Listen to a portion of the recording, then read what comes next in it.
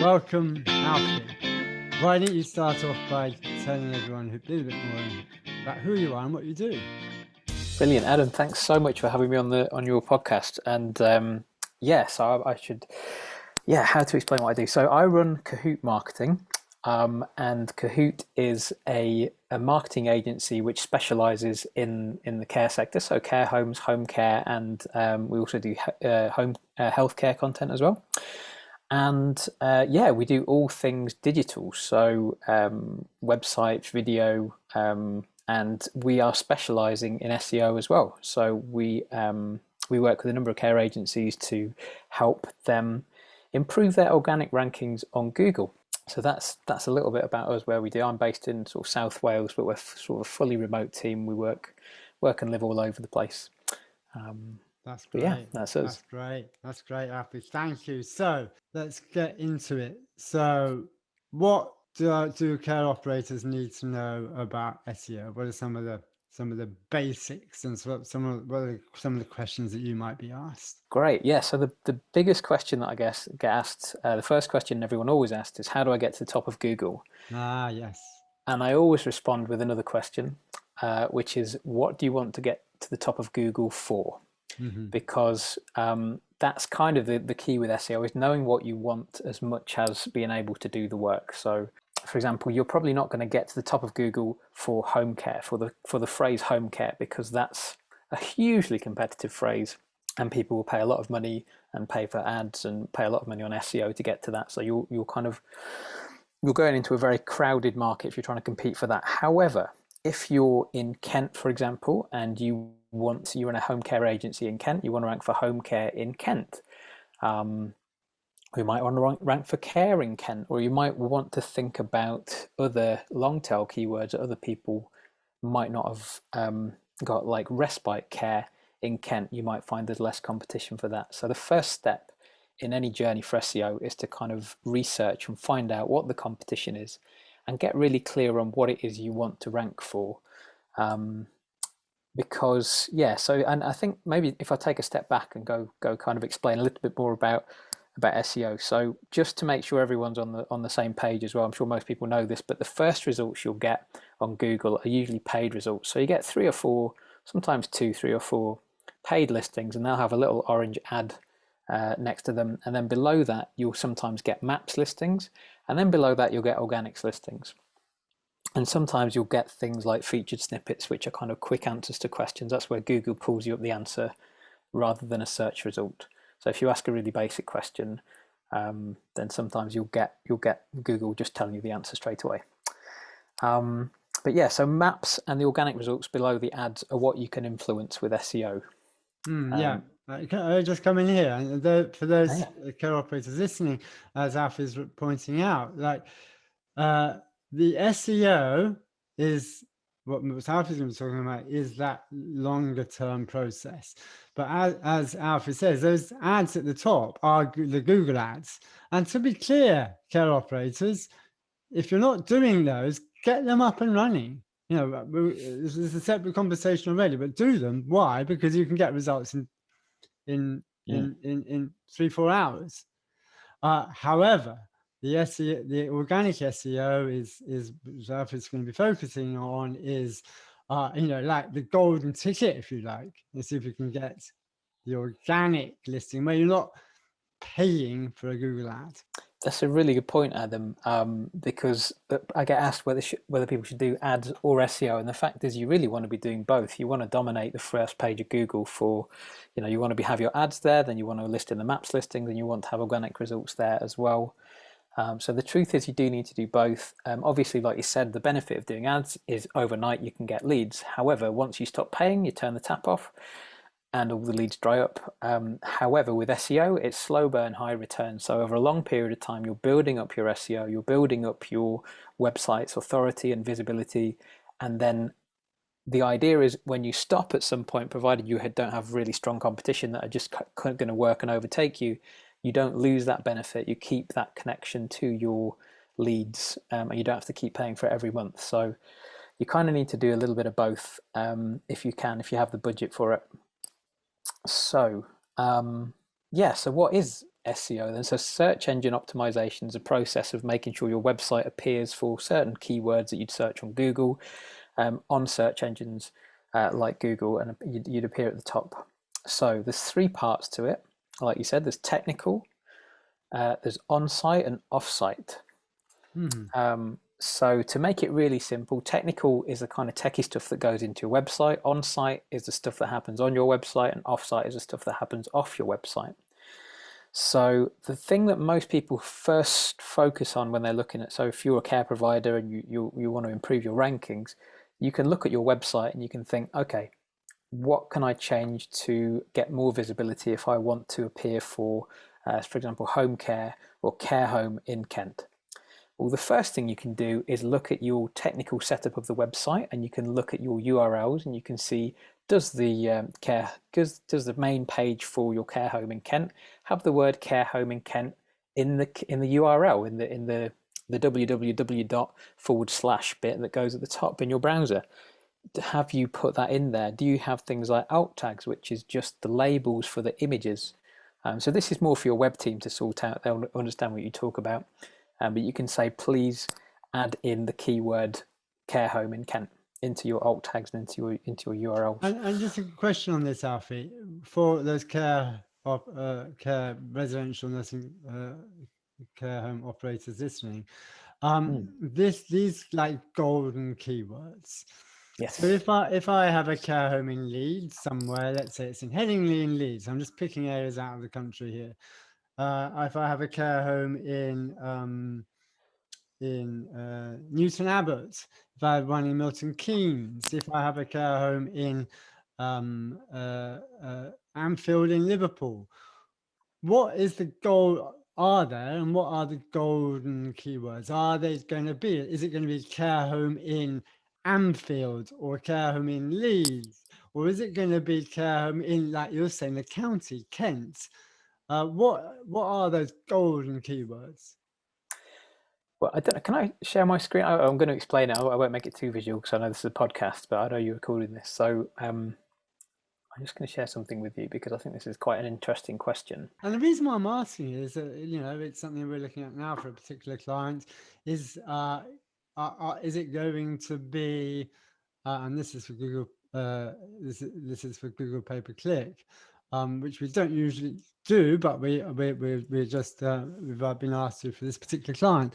So we are looking at whether it's the care home in the county or the area versus the care home in the town, which would be those keywords. Absolutely. So sorry, that's a really good question.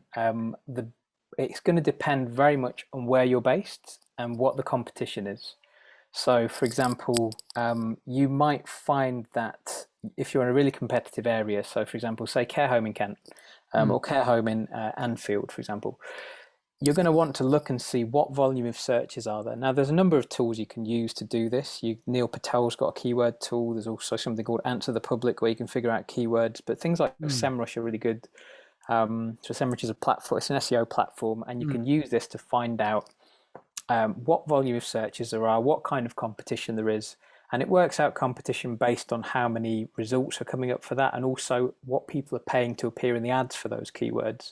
So if they know that people are paying, £3, £4 a click for an ad, then that's probably going to be a highly competitive keyword. So for example, if we look at care home in Kent, there's 720 searches a month. And that says there's a medium, it's got a 0.46 out of 1 competition score for ads, so it's quite competitive. It also says the keyword difficulty is 24%, so that just means it is possible to try and rank on page 1 for care home in Kent, but I would imagine there's quite stiff competition for that. I see. Yeah. For those who are well, most of you are on the podcast. Oh well, Alfie was sharing his screen there, just to be clear. So, but we're now no longer seeing the screen. But yeah, I see. Yeah. So there are these tools that can help you understand roughly how valuable a keyword and roughly what kind of traffic you might be able to expect if under certain keywords. Absolutely. So one of the things that you might want to do, so for example, if you've got a really highly competitive keyword, you might want to look for alternative keywords. Like I mentioned before, you could look at respite care in location, whether that's Anfield, Kent, Headingley, wherever you're based. Have a look for those terms and have a look what the competition is. And like I say, you can use tools like SEMrush to determine the search volume and the competition. There could be like very little search volume. There could be very little competition for dementia care in your area, and you could think, great, okay, so I'm going to set up a page on dementia care in area, and then I'm going to set up a blog that links back to that dementia care in area. But then you've also got to make sure the search volume, because if the search volume is zero and no one's searching that term in the area, then you're not going to get any traffic for that as well. So it's figuring out how much traffic there is, what's the competition, and what can be achieved within a budget, basically.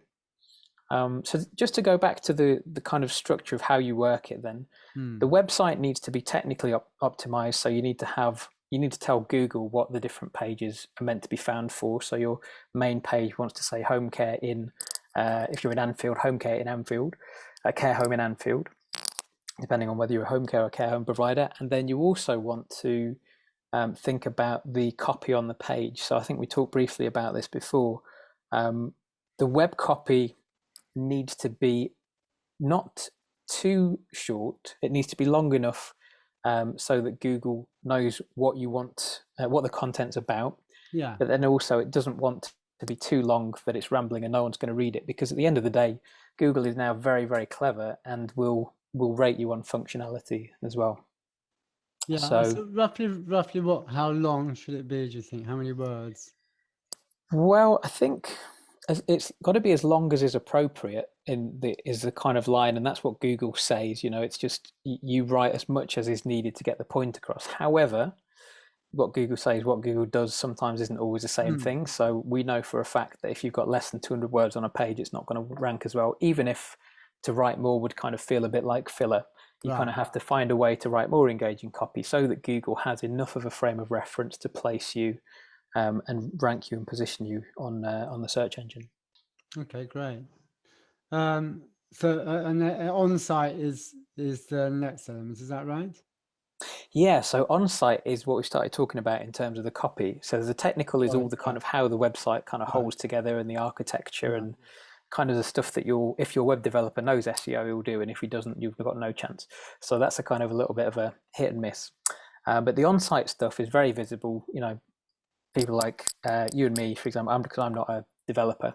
So people like you and me can very easily look at a site and say, okay, well, this looks like it's got enough relevant content for this keyword. If you're looking for respite care in Anfield, for example, and the page that you've got has the words respite care in Anfield in there a few times, and there's also other kind of synonymous phrases in there, different bits around it, and it's broadly valuable to the reader and to Google. We can kind of assess that quite easily. The copy looks good, it's engaging, etc.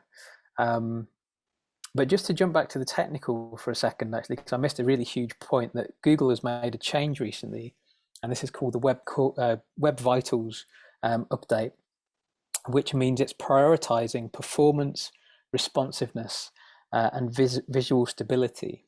So these are the three metrics by which Google is now trying to rank your web pages and your websites: performance, responsiveness, and visual stability. But what do those actually mean in practice? Well, it sounds a bit technical, but it's actually really, really easy. Performance is how quick it is. Does it load quickly? Is it loading in 2 or 3 seconds, or is it taking a really long time to load? So that's again one for your web developer, but there are ways, there's plugins, there's tools and different things you can use, or maybe elements that you can shrink, like your images might be too big. So that all of that can improve your performance. Then the second element is responsiveness. So for a long time, the last decade, we've been talking about responsive websites. Really what that boils down to is, does this look good on mobile and tablet, and really just on mobile? That's the main thing. Does it look good on a mobile device? And that's a lot to do with how it's built, and that's a lot to do with the functionality and things like, if you view it on a web page on a mobile, does it still have the same functionality? Does it still look good? Is the font size big enough? Can you still click to call? Does it make sense to navigate the website, and does it function well? So that's the responsiveness element of it as well.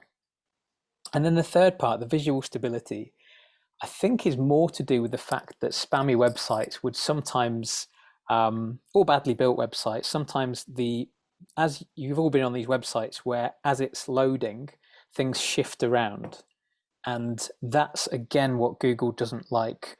I think the main driver behind that was people would go on a kind of click on a link, go through to maybe a bit of a spammy website or a link, and you'd go to click on something and then the button would shift and you'd end up clicking on an advert, something like this. And that's a way that kind of unscrupulous website operators would maybe generate revenue, by getting the content to shift under you while you're clicking on it.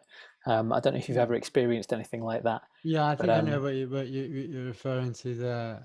Yeah. I mean, I hope care operators wouldn't have that. Because I think, am I correct to think here, Alfie, you're talking about those I mean, I think if you're a genuine company, a genuine business, a genuine care operator, you wouldn't have those. Is that right? Absolutely. No, absolutely not. So I don't think that's relevant. But the relevant bit is if your website was built maybe 5-10 years ago, if it wasn't built with visual stability in mind, you might have elements that load while you're scrolling. So that means you go to click on something and the element moves. So that element of visual stability is being prioritized by Google now. So it's not just for the spammy ads and the spammy sites. But so that's a key thing they've brought in. So all of that I've just talked about falls into that first category of technical. So again, this is all stuff that you're armed as a care operator. You can say to your web developer, I want to know about web vitals. I want to know how quick is it? Does it display well on mobile? And what's the visual stability? It's not moving around? And these are things you can see visually. It's not like you tell them to do it and you don't know if they've done it. Sure. The website loads quick. It displays well on mobile. It doesn't move around. All the content doesn't move around when you're on it. So that's all stuff you can check. And if your web developer's not doing it, then you can tell them. And if they're still not doing it, you can find a new web developer. So all non-technical solvable problems. Yeah, it's an interesting one, isn't it? Because your web developer should know some of this. They may not know all of it, but and depending upon the care operator, but a house, they should be, or everyone listening should be taking this seriously. But because everyone would want to get on a better results under organic search. But you're right. I mean, it's like a web developer, some may know a lot, some may not. Yeah, more often than not, I find web developers don't tend to be clued up on this stuff because it's such a huge discipline in itself to learn coding and development. And even if they're using website builders, then it's a very it's a broad topic. So for them to also understand, like a lot of web developers build beautiful websites but don't necessarily understand marketing, for example. So you and I would understand the term a call to action. Some web developers forget to put calls to action, so you get a great long load of content that doesn't actually go anywhere, and you don't end up getting any conversions. But that's a whole different category to talk about. But and what about, so we're talking about technical, you're starting on the on-site. What about off-site? What about off-site? What about off-site SEO? Absolutely, yeah. So off-site is a huge topic, and I want to be careful not to go down a rabbit hole with this. I want to make sure that it remains sort of bite-sized and accessible. But off-site is, you might have heard the phrase link building. So this just, in its very basic form, means building links, getting websites which aren't your website to link back to your website. And we talked about no-nos. We talked about kind of the bad things to do. This is where you can get into hot water with Google and possibly get your website banned if you're not really careful, because you can get links that are called black hat SEO. You can get bad links from websites that maybe did really well, have a real, what we would call a high domain authority, which means Google thinks, yes, this is a useful, relevant website, but they might have built that in a very flimsy way and taken shortcuts. So the next time the algorithm updates from Google, it's sussed it out, and that then topples like a house of cards, and you're left with loads of links from this now minus domain authority kind of negative links that you don't really want to be connected with. and that takes time and effort then to go and unhook those and tell Google you don't want those, you don't want that link juice from there. That's not appropriate. The link. So you have to be a bit careful with link building and offsite SEO. But if I were to explain to you in a really simple term what link building is about, it's very close to what I imagine a lot of your work is about, which is relationship building. So it's kind of like digital relationship building. So in your world with PR, you've got to find a way to kind of exchange that value. It's exactly the same in the digital world for link building. You're asking for somebody to point people on the internet from their probably highly regarded website to your less well regarded website, probably at this point, to try and build up your website link and kudos within Google's eyes. So how do you do that? There are three things you can do. You can create a link, so you can create a separate directory, for example, or you can list yourself in a directory. So Google My Business is actually a directory separate from your website.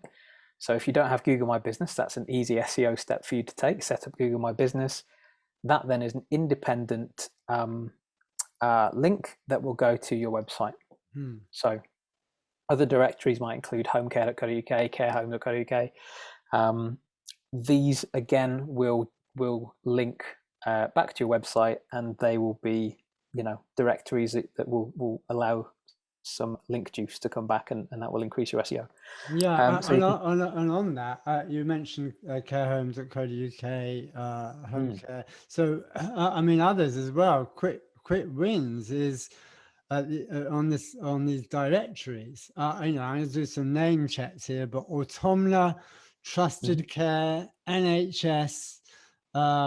If you can get your home listed on those care home directories, and it's very, very easy to do that. Some are paid, some are free. Then those are ways to directly get yourself those backlinks on key directories. In actual fact, any care operator listening can do a search right now. You go to Google, wherever your home is, do a care home in, say you're in Ipswich, and you will find all the number of directories, which if you are not already in on that first page on Google, which you will be able to quite easily get a listing on. This is the idea of backlinks, isn't it, on directories? Is that right? Absolutely, absolutely. Because that's a very, very easy way of creating links that you can do in 5 minutes on your own. It doesn't require any sort of technical skills. It doesn't require any networking or relationship building at all. So that's the creating link, and like you say, that's a really valuable way to get listed on all of those directories. That's a no-brainer. The more directories, the better. So, for example, we work with clients. Sometimes we'll do a directories package and list them up to 30 different directories online, which will all help boost things like your organic listings, but also where your maps listing is as well. So directories are really good because you're listing your address again and again and again and again, and it just tells Google you're more established in a location, whether you are or not. It says on Google's got all these different points of reference to say, yeah, it's the same address, the same brand name in 40 different directories. It's like, okay, this is definitely the business that is here, and so that gives you some authority. So that's how you create links, but you can also buy and earn links. Now, when I say you can buy links, Google does not allow you to buy links. Officially does not allow it. You can be banned from Google.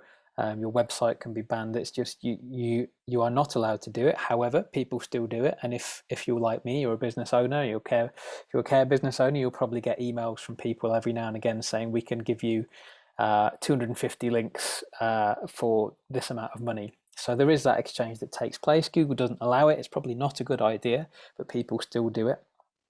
Don't do it, right? Am I correct? Don't do it. Don't buy links. Yeah, let's make it really clear. Don't buy links. Don't do However, it. Get yourself into all kinds of trouble. However, you still have to then earn the link somehow. So if you're not paying for it, you've got to do something in exchange. So there is, even the Google doesn't allow you to buy links, but effectively that is the only way you can, a value exchange is the only way that you can accumulate links. You've got to either create some really good, meaningful content that goes on somebody else's page that links back to you, or you have to network and find and generate relationships with people that are happy to give you links. So it doesn't have to be a link from necessarily an industry provider. So we didn't have to be in the care industry exactly. You can get a backlink from a lifestyle magazine, for example, or some kind of lifestyle, health, anything to do with that industry. As long as the domain authority is high, if you get that backlink, that will help with your SEO. You know what? While on the subject, right? So I work. One of my key areas is PR, as you know. Now we're on this subject. So, if let's say a care home wanted to get a backlink in the highest media authority in the UK, which is some of the national media. Yeah, so if they wanted to get a backlink from The Guardian, for example. Yeah, there are ways to do this. Yeah. And there are ways to do it. Without I can. That's another idea for another podcast. But I can get, which will go into details. Now, there are ways to do that. It requires a real strong thinking. It requires a lot of strategic thinking and a great story, a nose for a story. But there are ways of doing surveys whereby you, as a care home operator, conduct a survey, and it could be anything, a survey on you want related to care. And there is a way where you can get the national media to not only publish the results of that survey, but also to give you a backlink. Now, let's be very, very clear here. Any journalist, especially on the national media, will not give you a backlink generally, unless there is a real reason to do so, because it's editorial, it's not advertising. So there are ways to get those backlinks, not only national media, but also regional media. And well, I think from what you're talking, Alfie, whereby you're looking at the high domain authority. So like a high domain authority website is the BBC. Yes. If you can get the BBC, whether that be the local radio, local television, local radio, or national, there are ways, if you approach it strategically and with a great idea for a story, to get, there's not always a guarantee on it, to get the BBC or other media to give you a backlink, which I think what you're saying is with that high domain authority would be very, very valuable. Incredibly valuable, and that's kind of like the golden ticket if you can get that. And obviously that takes a lot of energy, a lot of effort. It's a lot of what you guys do and your specialists at. So that's where I would say, yeah, that's the main way to do it. That's where it crosses over to PR. But it's quite interesting. Sometimes you'll get a great link for PR. You'll get kind of a news article, but unless the link's in the digital edition, then you won't get that juice. Yeah, so no, it's definitely something exactly. it's definitely something to grab. You know that permanently, and that is where we're stretching into what we do here, but into the PR side, because ultimately, if you get a backlink, as you say, digitally on an ad, that will disappear when the ad finishes. But if you can get editorial cover where that online piece in the BBC, in your local paper, in the national media is there editorially, it will be there permanently. And also another aspect is the only way to get a listing under, correct me if I'm wrong here, Alfie, but the only way to get a listing under Google News, which is separate to a Google organic search under all, but Google News, is to get editorial coverage. I'll have to research that and get back to you. I've not really looked so much at that. So that's when you go on the tab on the Google and you go into like news, video, images. Because Google, Google, this is very generally. So Google, there's the Google All, and there's Google News. That then you have to think strategic. Hey, how can I get a backlink or reference to my head care home under Google News? There are a number of ways to do it. You have to be a news provider, Yeah, generally you have to get editorial coverage in a respected and reputable media outlets. That's one way to do it. The second way to do it is to, there's certain news wires where you can put like there are a number of different news wires where you can get your listing under Google News that way. There are only certain news wires that enable you to do that, and those, it usually means that that news wire is distributed, for example, to Yahoo, for example, who will then put you under Google, you're under Yahoo News, and therefore you'll be listed under Google News. Yeah, so that's definitely more kind of the PR element, but then also that's, you know, that news tab, like you say, that's going to go away at some point, but the link has to remain. So for SEO, the most important thing as well, because you can get two different kinds of links. You've got follow links and no follow links. So if you get featured in the Guardian online and you have the story there, and then at the end there's a link to your site, if that's set up as a follow link, you'll get great SEO from that. If it's set up as a no follow link, you won't get anything at all. So again, it's important to specify, even with you. So for example, if you're in a conversation with a local paper, you've done a survey, or you've created some kind of newsworthy, or something newsworthy has happened in your home or care agency, you still have to specify. You kind of have to negotiate with them. You would like a follow link back to, because you're trying to build your SEO. Yeah, and if they can link to the word, either your brand name, which will help with your brand SEO, or, and this is called anchor text. So it's important that the link, we should contextualize the link a little bit, because it's not, you can't just have a link from a full stop. That won't be as valuable. It's still going to be valuable, but what you want to do is tell Google what you want to be found for. So in the phrase, so if you've got care home in Anfield, and the phrase care home in Anfield is linked back, that's more powerful. That's going to help you rank better for care home in Anfield. So there's lots of little nuances within there, but the broad, to kind of bring it back round, to kind of make it really simple and accessible for your care business operators. Really, you've got to build relationships, and just like you would in person, in the digital world, it's the same. You're looking for some kind of exchange where you say to them, I'll do something of value for you. What do you want? Find out what they want. And in exchange, they can give you a link back from their site. And like I said, it doesn't have to even be in the care industry. It can be health in general. So lifestyle blogs, some kind of food blogs, anything that, any kind of, so online blogs, there's a lot of them, for example. It could be linked back from a juicing blog, for example. So if you find somebody who's like a Jason Vale or something like that, who's really into their juices, and you want to talk about how juices can help with aging and anti-aging, and how they can keep you strong in old age, for example. If it's a really good blog and you can negotiate a backlink from that, for example, that's going to be just as valuable. So you kind of, sometimes you have to think outside the box. But anyway, I said not to go down a rabbit hole for offsite SEO, but we've gone down one. But it is this huge area that I could talk about for hours probably, and not do it justice. Alfie, how long? So let's imagine a care home operates under a golden keyword, care homes in Liverpool. Yeah.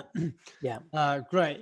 Massive city, families looking for care homes in Liverpool the whole time. Let's say they're on page 3. Yes. Organic search, Google organic search. How long, using organic SEO systems, can they get to page 1? So again, it depends. It's a difficult question, but if I was going to kind of give a rough sort of range, you'd be looking at an 18-month campaign. Yeah. If you're on page 3 already and you want to get to not just page 1, but you want to get top 3 positions, you're looking at an 18-month campaign.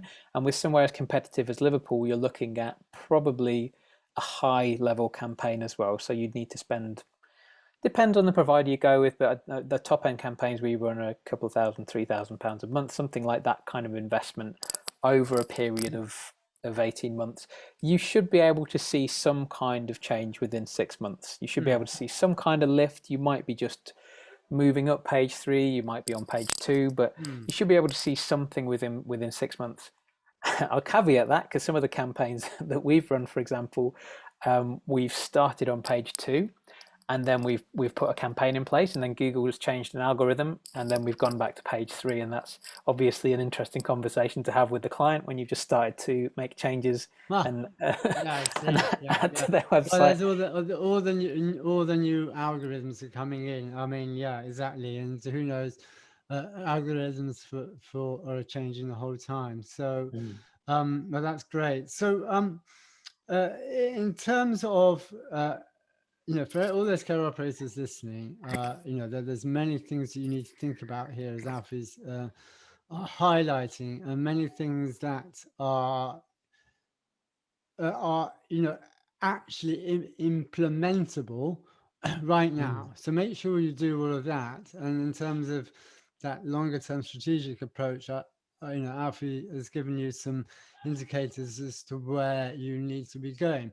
But Alfie, is there anything that you really feel you need to say and want to say that we've not covered up to now? So I'd say the key takeaways are tell your web guys to make sure that it's quick, displays well on mobile, and doesn't shift around. All the visual elements stay the same, and make sure the URLs, alt tags are keyword optimized as well. And work out before that you've got to work out what your keyword is. So if it's care home in Kent or care home in Maidstone, or if you want to get more granular and go respite care in, do your keyword research, have a look, use the tools online. There's Neil Patel's got a website. There's SEMrush, which is a great tool. Answer the Public is a really interesting search engine for keywords, which will tell you what people are searching for recently. So it will give you the kind of why, what, where, how, different phrases in Google, and it tells you how people are phrasing those questions as well. But the key things are, if the website is functional and works for the user, then it's going to be good for Google. And there's no kind of, you talk about the algorithm changes, they will never negatively affect you, provided you have thought about the user experience. Yeah, I understand. Yeah, on the whole. And I think it's worth just going over those free tools that people can use. It's SEMrush. SEMrush is the one that I use. That's quite a beast, and you can put your own domain in there, and you can see what your domain score is. You can see how much traffic you're getting keywords. So it's a really great tool. Then if you go on neilpatel.com, he's got a whole range of tools for SEO as well. And then the Answer the Public, if you just put Answer the Public into Google, it'll come up with the website, and you can get one free search a day on keywords, and you can put your main keyword and it'll come up with a whole load of phrases that people are searching around that keyword. Yeah, I see. That's great. So those listening, make sure you do that, and it gives you an idea of what kind of numbers of searches people are making. It will be very, very revealing, I think, if you do that. Alfie, anything else? Probably just one of the things that when I first started out in SEO I found a bit confusing, which is that a keyword is sometimes more than one word. So when people refer to a keyword, it could be a keyword is home care in location, or it could just be the single word home care. So that's interesting. And then also the words home care and home with care with a space, that's quite interesting as well. So for home care agencies, you want to use a mixture of both, because Google hasn't really decided yet which one it prefers. And in fact, we've found that with a space, it tends to be what people search for. So you might think of yourself as a home care agency, or you might think of yourself as domiciliary care, but people are searching for home care with a space. So on that side, that's where, they would prefer that. Yeah, I see. That's great. That's great. Good. Well, look, terrific info. Lots of insights here. And make sure you're going to implement some of the stuff that Alfie's been talking about. Alfie, if people want to get in touch with you, where can they do that? So you can go via our website, which is cahootmarketing.com, or you can drop me an email at alfie@cahootmarketing.com. Brilliant. Alfie, thanks so much. Thanks for having me, Adam. Cheers.